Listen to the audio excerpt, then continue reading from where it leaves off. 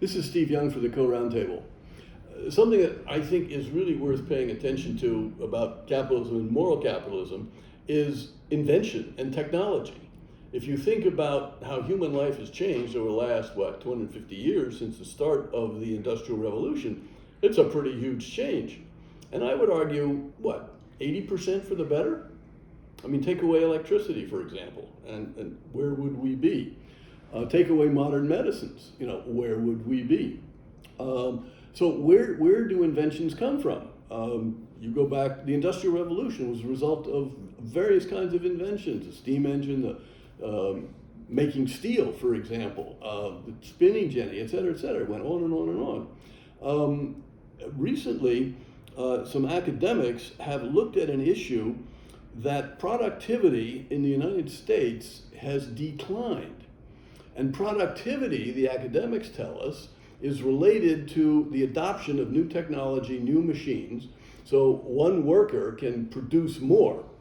One worker can create more wealth, which A, can be shared back to the worker with higher wages, better working conditions, and B, it can go to people who invested in the company, and C, it can benefit consumers, either because they're new products or the products are available at lower prices. In the 1950s, apparently worker output across the rich world rose roughly by 4% a year. But in the last 20 years, it dropped down to 1% a year. So a number of academics looked into this, and the answer they gave is interesting. It was a shrinkage of research on the corporate side, on, if you will, the capitalism side. At the same time, on the public side, in universities and education, research has gone up.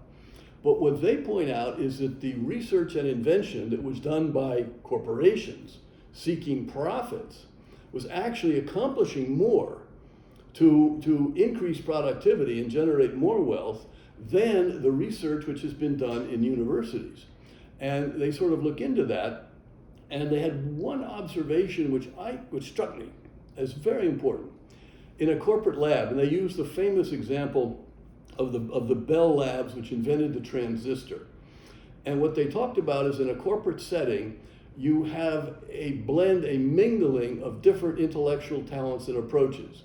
As they said, you have thinkers and you have doers, which goes to how our minds can work when we're open-minded.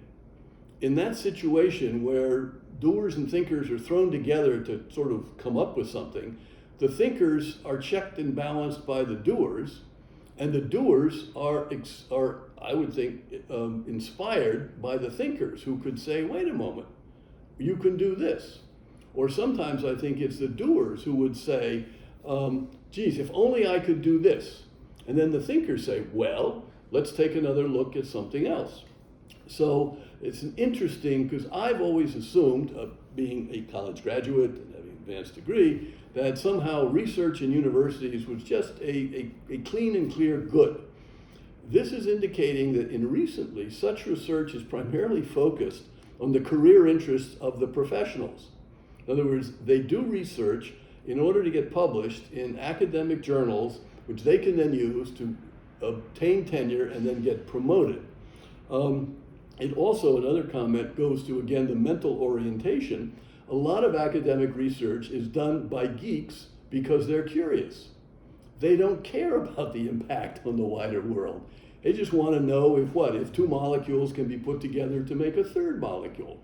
But I think this is, again, leaves us, hopefully, with greater respect for what private people in private markets can accomplish in terms of bringing people to work together for the common good.